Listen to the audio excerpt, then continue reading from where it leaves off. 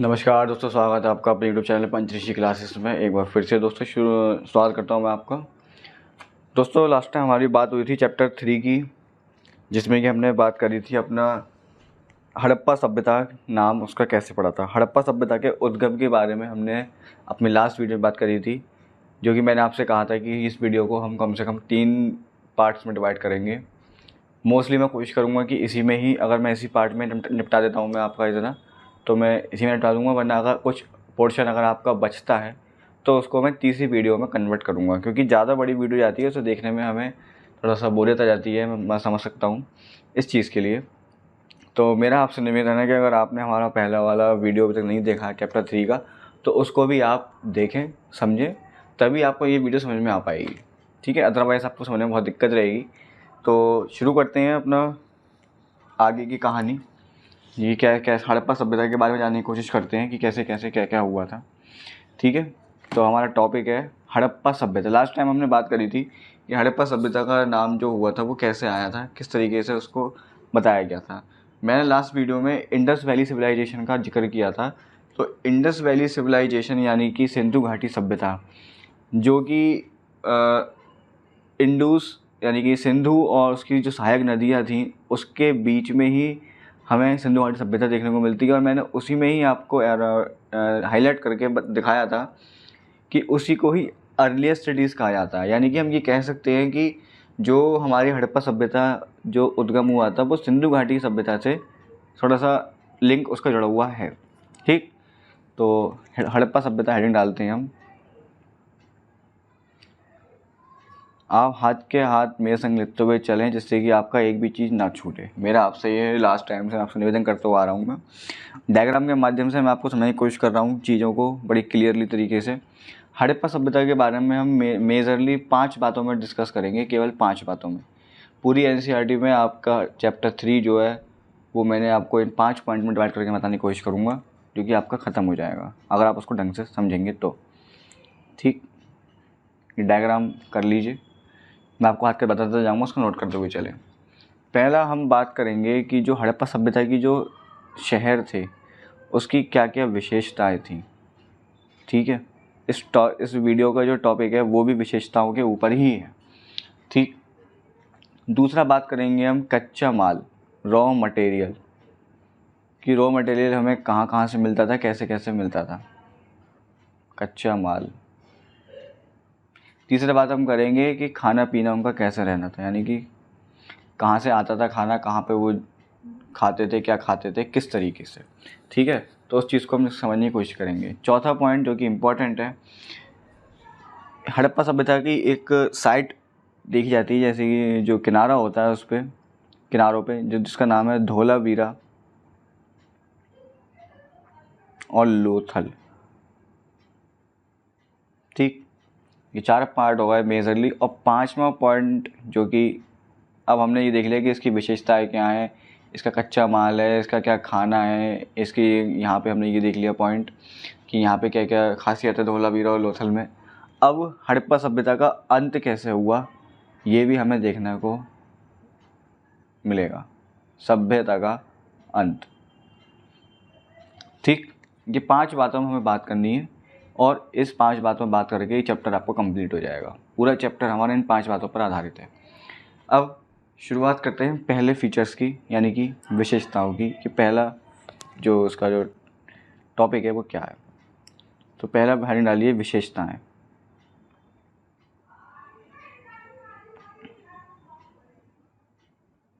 विशेषताएं, ठीक, तो इस विशेषताओं को भी हमने मेजरली 4 पार्टों में डिवाइड किया है। 4 पार्टों में डिवाइड करेंगे आप तो उसको आराम से ढंग से समझ पाएंगे। जैसे मैं बना रहा हूँ उसी तरीके से आप करते हुए चलें, आपको आसानी रहेगी चीज़ें याद करने में। ये जो आपकी चीज़ें, अगर आप कोई बड़ा पेपर भी देते हैं, अगर मान लीजिए कोई मेंस की तैयारी वगैरह आप कर रहे हैं किसी पेपर के एग्ज़ाम के लिए, तो उसमें भी आपको ये कारगर साबित होगा। बहुत ही ज़्यादा बेनिफिट आपको मिलने वाला है इससे। पहला है शहरों का परिव्यय, यानी कि जो शहरों का जो आकार है, किस तरीके से शहरों का निर्माण करा गया है, उस चीज़ में हम इसमें बात करेंगे, शहरों का परिव्यय। दूसरा है कि इस टॉपिक पर आउटले में इसको कहते हैं आउटले ऑफ सिटीज़ इंग्लिश में। दूसरा में हम बात करेंगे कि जो वहाँ के जो शहर थे उनके घर तथा सॉरी नालियाँ या जो मोहल्ले गली मोहल्ले थे उनको जो निर्माण था उनका किस तरीके से निर्माण किया गया था, ये हमें हड़प्पा सभ्यता में देखने को मिलता है। हड़प्पा सभ्यता बहुत बड़ा मेजर पार्ट रखता है हिस्ट्री का, जिसमें कि हमें सब चीज़ें देखने को मिलती हैं कि कैसे कैसे ये चीज़ें उस टाइम पे चल रही थी। तीसरा पार्ट है कि लोगों का शहरों में देख लिया कि कैसे रह रहे हैं, लोगों के घर नालियाँ गलियाँ देख लिया।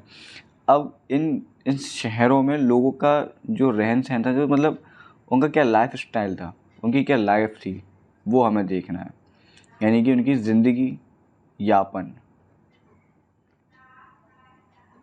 और चौथा डिपेंड करता है कि किस तरीके से शहरों का जो निर्माण किया गया था, यानी कि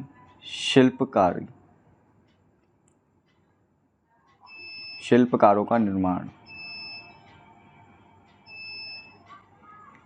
ये हम देखने को मिलता है हमें। ठीक है, तो इन 4 बातों पे हम इस पे बात करेंगे विशेषताओं में, बाकी हम बाद में जाएंगे चीज़ों पर। ठीक है, तो पहला हेडिंग डालिए शहरों का परिव्यय। इसमें पहला हेडिंग है शहरों का परिव्यय।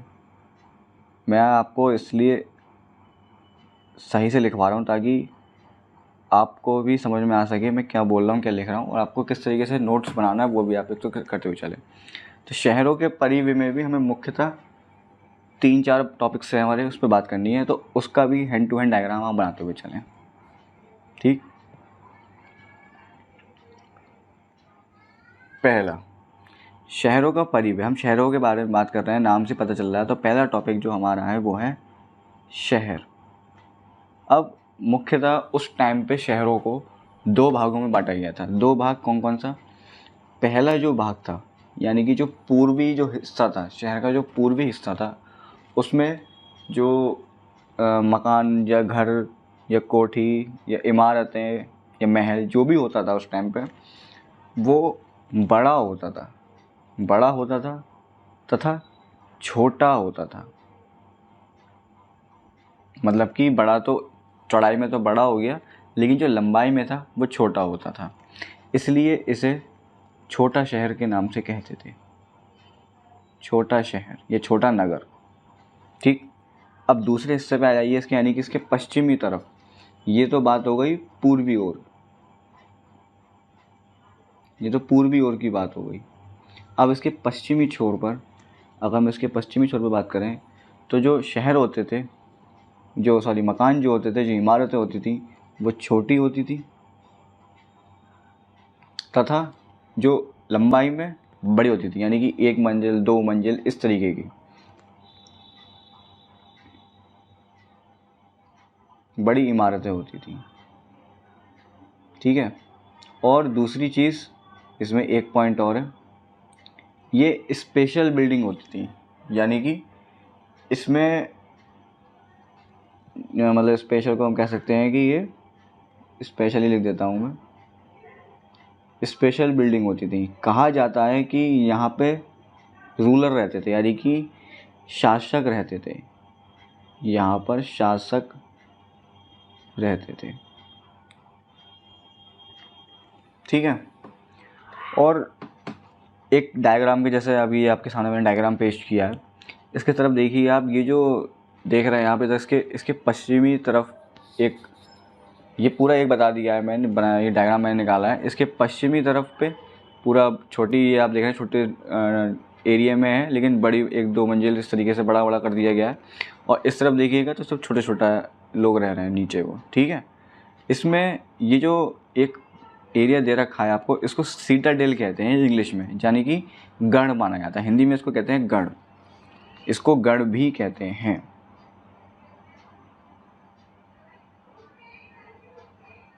इसको गढ़ भी कहते हैं। ठीक है, मैंने बोल दिया है, आपको अगर दिखाई नहीं दे रहा है तो उसको आप लिख सकते हैं। ठीक है, यहाँ की इमारतें छोटी होती हैं तथा बड़ी लंबी होती हैं, 1-2 मंजिल इस तरीके की होती हैं। स्पेशल बिल्डिंग माना जाता है, जो क्योंकि यहाँ पर शासक रहते हैं इसलिए इन्हें स्पेशल बिल्डिंग कहा जाता है। और इसे जो इस तरीके का जो बिल्डिंग है, इस तरीके का आकार जो होता है, उसको गढ़ भी कहते हैं। क्योंकि ये पूर्वी ओर होती हैं इसलिए ये बड़ी तथा छोटी, यानी कि केवल एक फ्लोर तक ही इनका बसा हुआ है, दूसरा फ्लोर पे नहीं होता है। ठीक है, इसलिए इन्हें लोअर टाउन भी कहते हैं, यानी कि छोटा शहर भी कहते हैं। अब दूसरे पॉइंट पे आते हैं। दूसरा पॉइंट आता है दीवारें। दीवारें, यहाँ की जो दीवारें होती थी, यहाँ के हिसाब जो दीवारें होती थी बहुत ही बढ़िया, एकदम फर्स्ट क्लास क्वालिटी की ईंटों की होती थी, पकी हुई ईंटों की, पक्की ईंटों की दीवारें होती थी।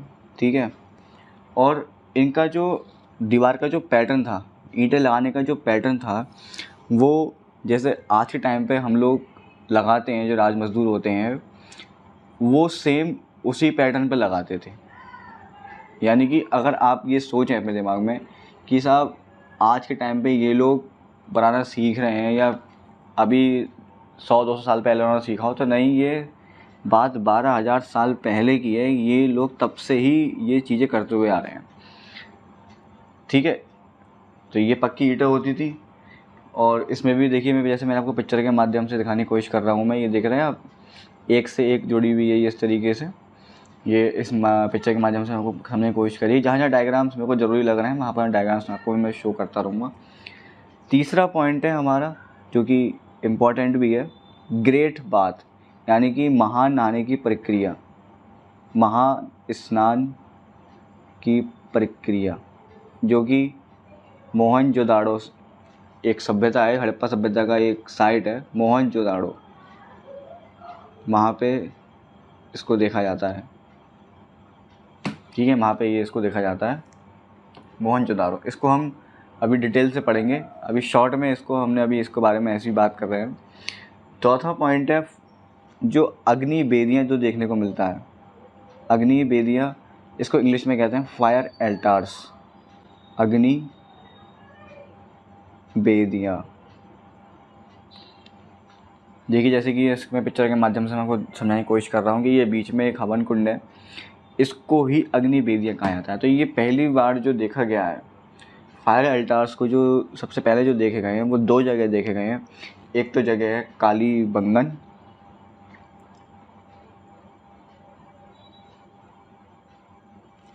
कालीबंगन एंड लोथल, ये 2 जगहों में इनको देखा गया है, कालीबंगन और लोथल में। ये देख रहे हैं आपके बीच में इस आग लगी हुई है, और ये इस तरीके का हवन कुंड आपने देखा होगा, हिंदी पौराणिक कथाओं में टीवी में माध्यम से दिखाते हैं उसमें हवन कुंड के। ठीक है, और पांचवा जो मेजर पॉइंट है, जो पांचवा पॉइंट है वो ये है कि इन सब चीज़ों को रखने की, जो जैसे दीवारें हैं, पक्की ईंटें हैं, है ना, ये हवन कुंड है, ये और भी अन्य चीज़ें हैं, तो उनको रखने के लिए जो जगह है, जिसको इंग्लिश में कहते हैं एलिवेटर स्टोर हाउस, जो माल रखने की जो जगह है, वो भी हमें यहाँ पे देखने को मिलता है शहरों के परिवे में। इसको हम कहते हैं हिंदी में माल रखने की जगह, यानी कि जो हमारा ई पॉइंट है, माल रखने की जगह, जो कि मुख्यतः मोहनजोदाड़ो, एम लिख दे रहा हूँ, एच हड़प्पा और लोथल एल, इन 3 जगहों में देखने को मिलती है। उस टाइम पे हमें ये 3 जगह देखने को इसके साक्ष्य मिले। ठीक है, अब हम बात करेंगे, मैंने आपसे कहा था कि हम बात करेंगे ग्रेट बाथ के बारे में। ग्रेट बाथ के बारे में हम बात हमने अभी नहीं करी थी, जिससे मैंने कहा था कि मैं आपको इसका थोड़ा सा भी डिटेल में बताने की कोशिश करूँगा। ग्रेट बाथ, हेडिंग डालिए ग्रेट बाथ, यानी कि महान स्नान की प्रक्रिया, महान स्नान की प्रक्रिया। ठीक है, इसका जो डायग्राम मैं बना रहा हूँ, लगभग मैं आपको पिक्चर के माध्यम से इसको शो करने की कोशिश करूँगा। जैसा मैं डायग्राम बना रहा हूँ, ये लगभग कुछ 90 से 80 से 90% लगभग मिलता जुलता है, तो इसको आप नोट करते हुए चलें।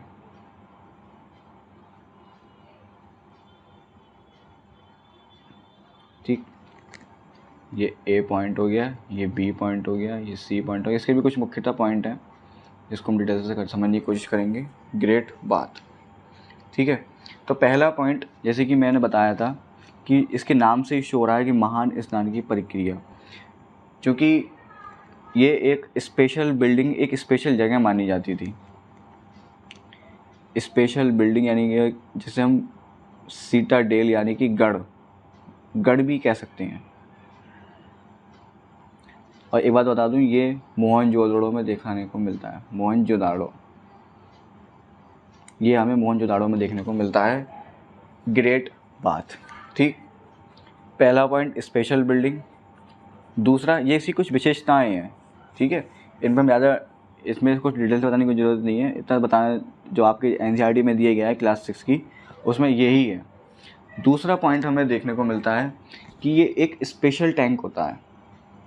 एक स्पेशल टैंक होता है जिसे आप इंग्लिश में समझ सकते हैं। मैं उसको इंग्लिश में समझाने की कोशिश कर रहा हूँ ताकि आपको यार डिफिकल्टी ना पड़े, क्योंकि हिंदी की लैंग्वेज में कुछ ज़्यादा ही टफ वर्ड है। अगर इंग्लिश में आप समझेंगे उसका आराम से आप अपनी भाषा में लिख भी सकते हैं।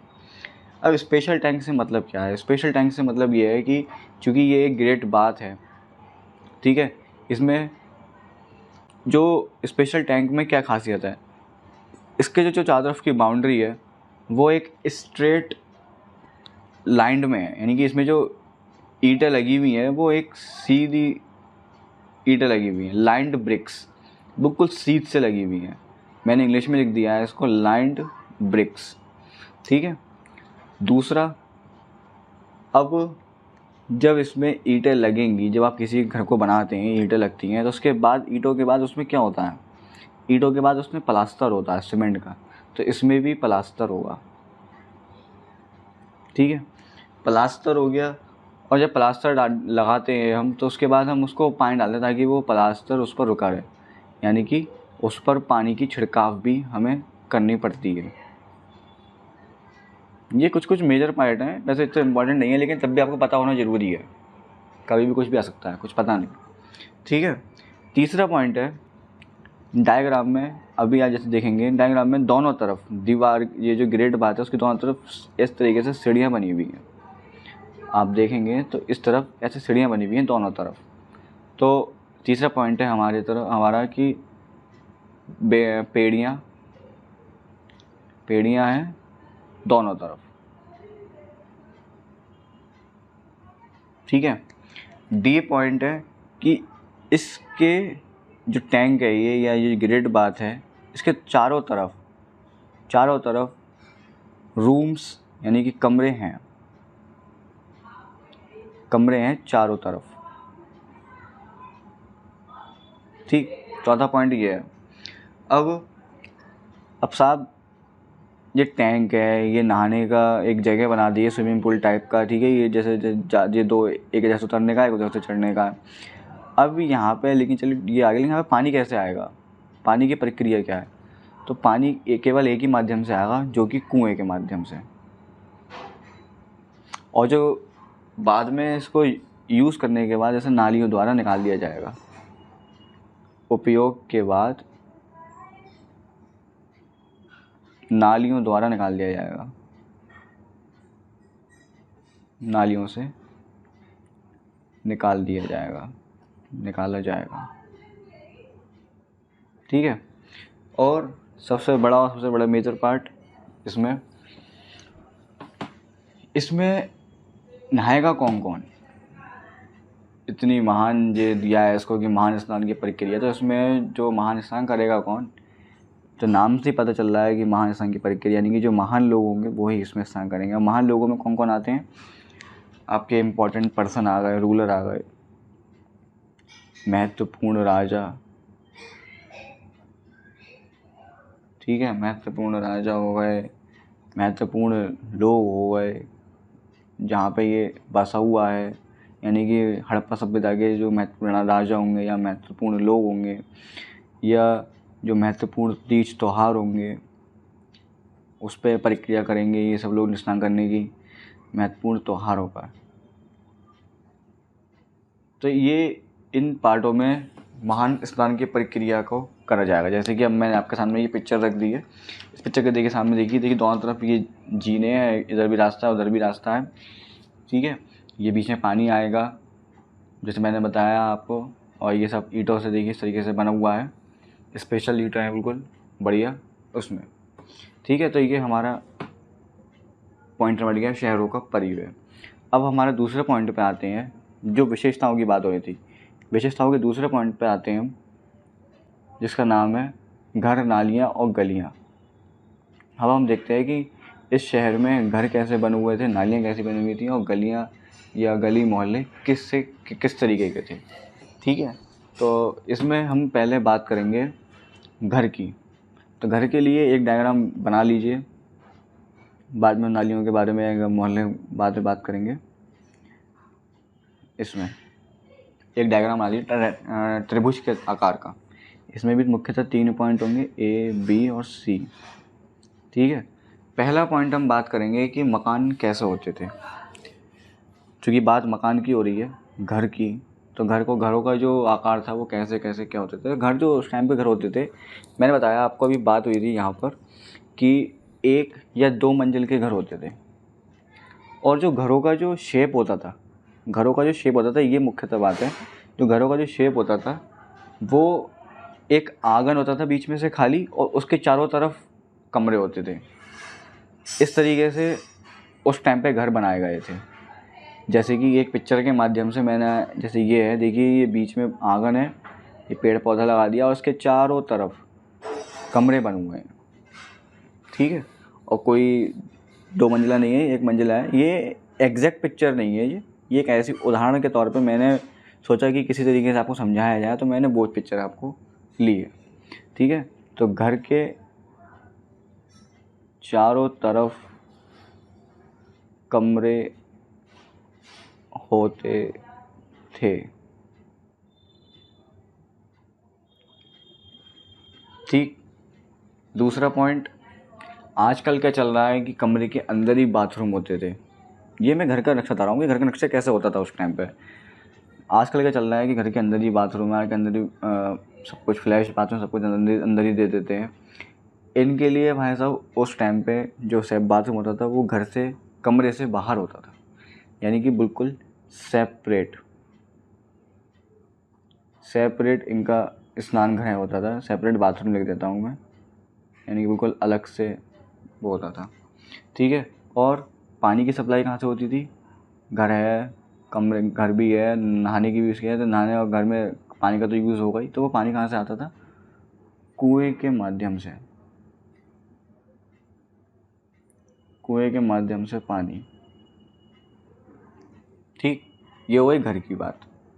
अब हम बात करते हैं नालियों की। नालियों के लिए भी एक डायग्राम बना लीजिए।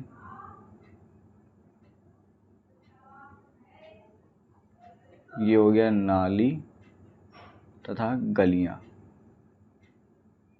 गलियाँ और नालियों की बनावट कैसे होती थी उस टाइम पे? बहुत ही बेहतरीन तरीके से निर्माण किया गया था उस टाइम पे। अभी आप देखेंगे तो नालियाँ, जैसे आपके शहर में या हमारे शहर में, नालियाँ बिल्कुल ऐसी भरी रहती हैं, बिल्कुल नाली का कूड़ा भर जाता है तो बिल्कुल बाहर बहता रहता है, तो गंदा सा लगता है। उस टाइम पे बहुत साफ़ सफाई होती थी। आप देखेगा पिक्चर के माध्यम से, जैसे मैंने ऊपर आपको समझाया अभी पिक्चर के माध्यम से, वैसे ही मैं इसमें सुनाने की कोशिश करूँगा। पहला पॉइंट है इसमें कि इसमें जो नालियाँ होती थी वो बिल्कुल सीधी बनाई जाती थी। कोशिश करा जाता था कि बिल्कुल सीधी लाइन में बनाई जाए, सीधी लाइन में होती थी बिल्कुल नालियाँ। ठीक है, कहीं से उसका कोई जोड़ जड़ाव कुछ नहीं होता था। दूसरा, इसमें जो जब ये नालियाँ बनाते थे तो उसमें ये एक ढलान डाल देते थे, चाहे गलियाँ बनाए चाहे नालियाँ बनाए, उसमें एक ढलान डाल देते थे, ताकि जो उसका पानी है नालियों का या जो भी कूड़ा करकट है वो थोड़ा सा साइड में होता जाए, तो ढलान बनाते थे। ठीक है, और तीसरा, ये जुड़ी भी रहती थी, ये आपस में जुड़ी भी होती थी, आपस में जुड़ी होती थी। किससे जुड़ी होती थी? ये होती थी पहला गलियों से, जो गलियों की जो नालियाँ होती हैं छोटी छोटी, है ना, जैसे मान लीजिए यहाँ पे पानी अगर भर जाए तो वो गलियों से उसमें से निकल जाए साइड से होता हुआ। और जो छोटे छोटे जो नालियाँ होती थी उनसे जुड़े हुए रहते थे, छोटी नालियों से। इन लोगों ने बहुत अच्छी बात करी थी कि ये जो बीच में जैसे लाइन डालते थे, नालियों की साफ़ सफाई करते थे ये लोग, तो उसमें इन्होंने जब लाइन डाली थी तो इन्होंने जो बीच में एक लाइन जोड़ दी थी नालियों से, एक लाइन जोड़ दी थी नालियों से, बड़ी नालियों से, छोटी नालियों से, गलियों से, जो छोटी छोटी गलियों में पानी उसका निकल जाए, कहीं भरे ना, गंदगी ना हो। तो और आजकल अगर आप देखेंगे तो जैसे कि आप ये पिक्चर के माध्यम से देख रहे हैं, ये मैंने पिक्चर लगाई है, ऐसा होता था। देखिए कितने बिल्कुल सीधी सीधी लाइन है और एक से दूसरे से जुड़ी हुई है ये, ठीक है। तो ये हमने इसमें बात कर ली घर में नालियों की। अब हम ये बात करेंगे कि ये लोगों का जो जीवन यापन था वो किस तरीके से इसको जी रहे थे, यानी कि life in the city by the people, लोगों के द्वारा जो जीवन यापन था वो कैसे क्या हो रहा था, ठीक है।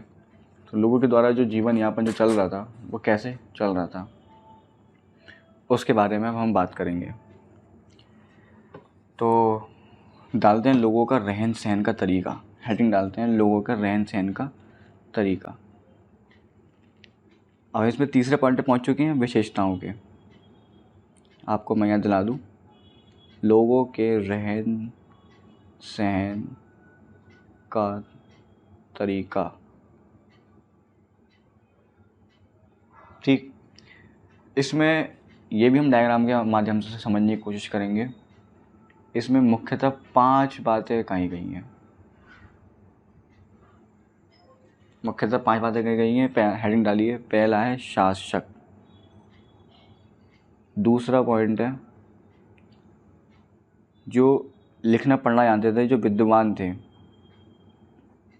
ठीक है, उस टाइम पे जो विद्वान होते थे।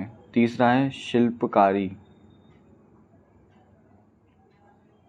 चौथा है जो ट्रैवलिंग करते थे, जो सामान को ढोते थे, ठीक है, यानी कि यात्री लिख देता हूँ मैं। और 5वां पॉइंट है बच्चों का होना। सब बातों पे बात करेंगे अभी, ठीक है।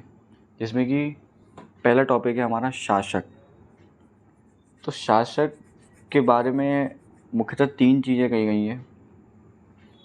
शासक जो होता है उस टाइम पे जो लोगों के रहने सहने का जो तरीका था, उस टाइम पे जो शासक का क्या काम था, शासक का काम था स्पेशल बिल्डिंगों का निर्माण करने का आदेश देना, इमारत निर्माण का आदेश देना। भैया राजा का काम ही यही है कि वो बैठ के आदेश दे कि ये करो वो करो, ठीक है। दूसरा, वो लोगों को अपने शहर से दूसरे शहर में भेजता था, जाओ और जो मतलब महत्वपूर्ण चीज़ें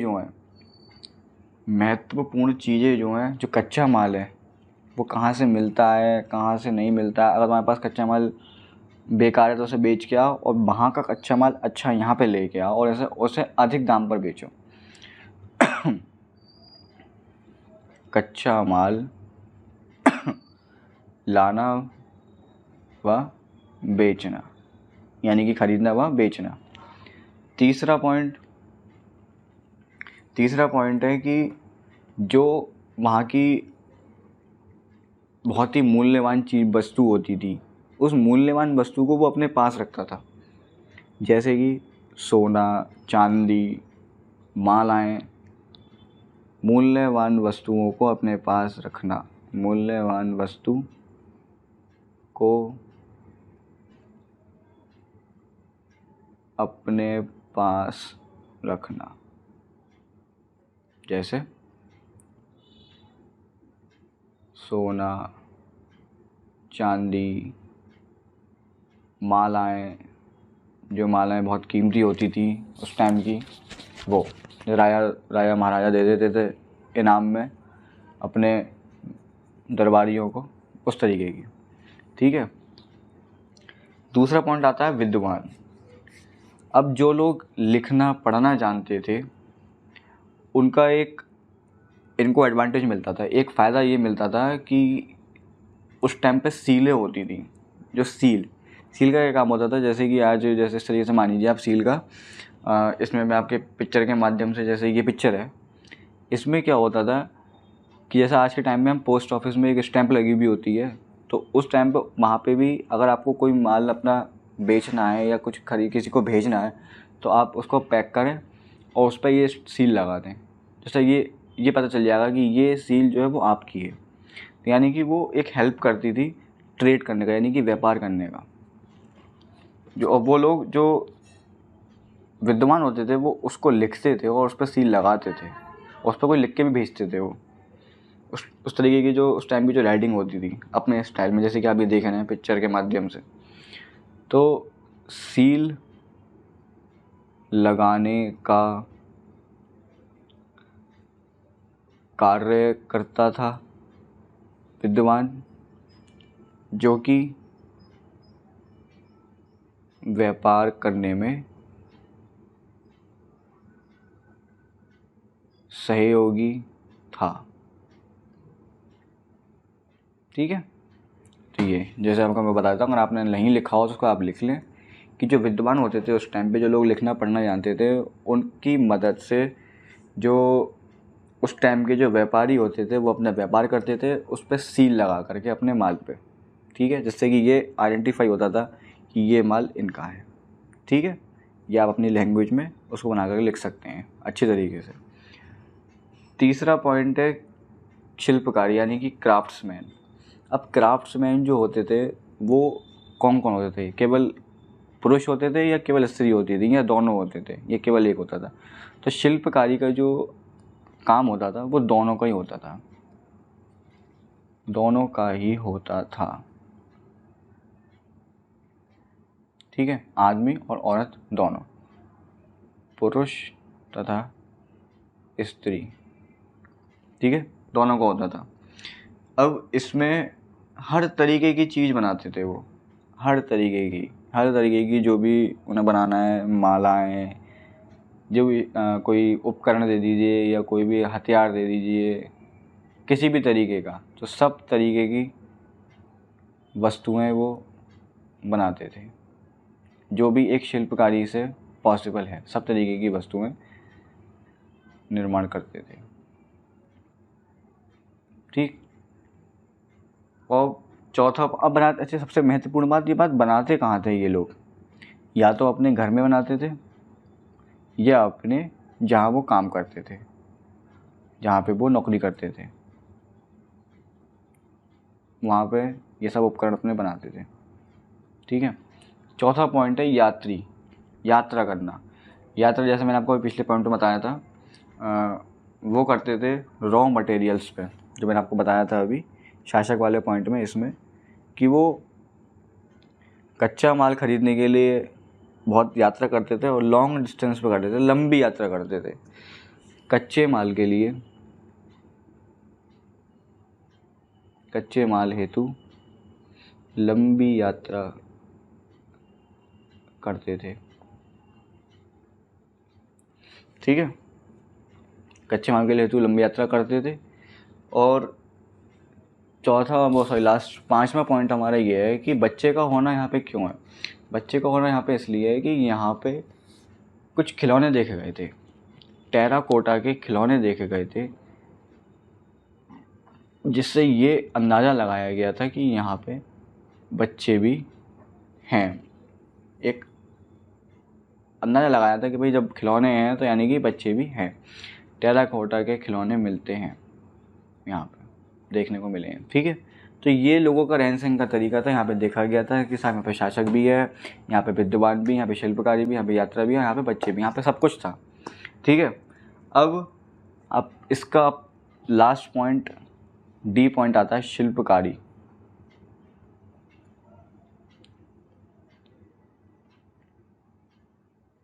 शिल्पकारी लास्ट पॉइंट है अभी इसका, जो मैं आपको बताया था फीचर्स का। ठीक है, विशेषताओं में ये लास्ट पॉइंट है। अब इसकी बात हम करते हैं। शिल्पकारी में सबसे पहले एक डायग्राम बना लीजिए, जी डायग्राम के माध्यम से समझाने की कोशिश करेंगे। पहला पॉइंट बी, सी और डी, नोट्स हाथ का हैंड बनाते चलें, आपसे मेरी रिक्वेस्ट है। ठीक है, पहला पॉइंट, पहला इसमें हेडिंग है स्टोन, मेटल और शेल्स। बात करते हैं पहले मेटल की। शिल्पकारी का मतलब यही है, शिल्प का जो मतलब है, अर्थ निकलता है वो पत्थर, पर्वत और चट्टान, इन तीनों से मिलकर शिल्पकारी का अर्थ निकलता है। ठीक है, तो पहले हम बात करेंगे मेटल की, क्योंकि उस टाइम पे मेटल बहुत मैटर करते थे। जो हमें उस टाइम पे जो मेटल देखने को मिलते हैं वो कुछ मिलते हैं देखने को, जिसमें कि जिससे क्या क्या निर्माण होता है वो हम ये देखते हैं। जैसे कि गोल्ड है, सिल्वर है, ठीक है, गोल्ड हो गया, सिल्वर हो गया, और आपका ब्रॉन्ज हो गया, यानी कि सोना, चांदी, कांस्य और पीतल, कॉपर। इन दोनों से मिलकर बना होता है आपके आभूषण। सोना और चांदी के बनते हैं आभूषण, और इन दोनों के जो बनते हैं वो बनते हैं आपका शस्त्र हो गए, टूल्स यानी उपकरण हो गए, और वेपन हो गए, उपकरण और शस्त्र। ठीक है, और इन दोनों के भी, ब्रॉन्ज और उपकरण के भी क्या होते हैं, आभूषण। ठीक है, तो ये हमारा स्टोन, मेटल और शेल्स में ये देखने को मिलते हैं कि हमने क्या क्या उस टाइम पे मिले थे। गोल्ड सिल्वर के आभूषण भी मिले थे, ब्रॉन्ज के, कॉपर के शस्त्र भी मिले थे, उपकरण भी मिले थे, और प्लस ब्रॉन्ज और कॉपर के हमें आभूषण भी देखने को मिले थे। ठीक, नेक्स्ट पॉइंट है मालाएं। हमें उस टाइम पे मालाएं, ब्लेड्स भी देखने को मिले थे। मालाएं हैं और ब्लेड्स हैं, ठीक है, ये भी देखने को मिले। और जो मालाएं होती थी ये लाल रंग की बनी हुई होती थी। इन पर लाल रंग की जो एक स्पेशल, वो कहते हैं कि लाल रंग का एक पत्थर टाइप का इस पे होता था, जैसे लाल रंग की मालाएं भी कहते थे, और इस पर एक स्पेशल लाल रंग का पत्थर होता था, लाल रंग का पत्थर होता था। ठीक है, ये होगा, जैसे कि ये डायग्राम है, ये देखिए, ये स्टोन है, ये ब्लेड्स हैं, और इधर ये लाल रंग की मालाएं आप देख रहे हैं बीच में। ठीक है, ये डायग्राम है इसका। सी पॉइंट, जो कि मैं आपको बता चुका हूँ, सील्स, जो कि सील्स होती है, जो मैंने आपको बताया इसमें, जो कि इसमें सील्स जो होती है। अच्छा, ये सील्स जो होती हैं, अब इसमें थोड़ा सा सील्स को थोड़ा सा डेरीफाई करा गया है। सील्स को जो है, एक तो ये रेक्टेंगुलर शेप में होती हैं, जैसे कि मैंने आपको दिखाया था उसमें, ये आयताकार शेप में होती है। दोबारा देख लीजिए, आयताकार आकार में होती हैं। दूसरा, इनकी जो सील होती है उस पर जानवर जो खुदे हुए होते हैं, जानवर खुदे हुए होते हैं, गड़े हुए होते हैं। ठीक है, तो ये वाला इसका पॉइंट हो गया। अब यानी कि इसको हम जानवर वाली मोहर भी कह सकते हैं, इसको हम जानवर वाली मोहर भी कह सकते हैं।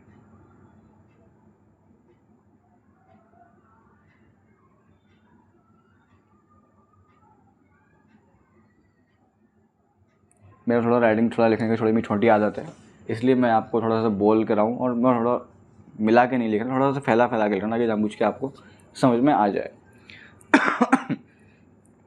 और लास्ट पॉइंट इसका है कि इसमें कुछ पॉट्स भी देखे गए थे, कुछ पॉट्स होते हैं वो भी इसमें देखे गए थे, जो कि रेड कलर के पॉट्स होते हैं, घड़े, और उन पर ब्लैक कलर का डिज़ाइन होता है, ब्लैक कलर से डिज़ाइन होता है, जो कि वो भी शिल्पकारी उधर ही देखे गए थे, हड़प्पन सभ्यता में ही। ठीक है, और क्या देखा गया था, और इधर देखा गया था लिड ऑफ वेस, इंग्लिश में बोलते हैं उसको लिड ऑफ वेस, और हिंदी में बोलते हैं फूल दाल का ढक्कन, जिसमें यहाँ पे रुई भी देखी गई थी, कॉटन रुई। इसको मैं अगर वेरीफाई करूँ तो थोड़ा सा इसका थोड़ा सा लंबा है, लिख लीजिए। रुई को सबसे पहले जो देखा गया था वो मेहरगढ़ में देखा गया था,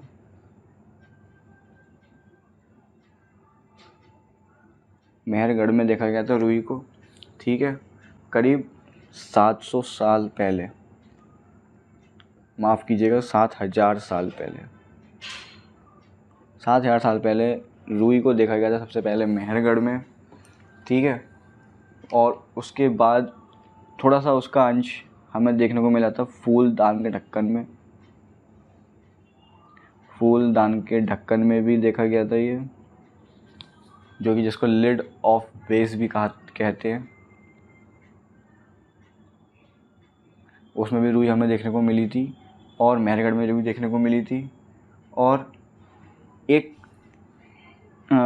स्टैचू मिला था, एक प्रतिमा मिली थी जो कि मोहनजोदाड़ो में मिली थी, जिसमें स्टैचू में जो एक बना हुआ था, जो चित्र बना हुआ था, उसमें एक आदमी था, एक इंसान था, उसकी शेविंग थी, बियर्ड करके एकदम स्मार्ट सा था, और उसके शरीर पे एम्ब्रॉयडरी करा हुआ एक कपड़ा देखा गया था जिसमें रूई के कुछ अंश मिले थे, ठीक है। जैसे आप ये देख रहे हैं पिक्चर के माध्यम से कि इसमें एक आदमी बना हुआ है जो कि बिल्कुल एकदम स्मार्ट है, एकदम शेविंग सेट है इसकी, देखिए, है ना। और ये कपड़ा आप देख रहे हैं, इस पर ये एम्ब्रॉयडरी करा हुआ है जो कि यहाँ से रूई मिली थी, ठीक है।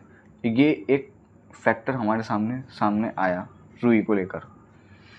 अब इसमें विशेषताएं हो गई हैं, तो अब बात करेंगे रॉ मटेरियल की, क्योंकि मुझे लगता है कि वीडियो काफ़ी लंबी हो गई है।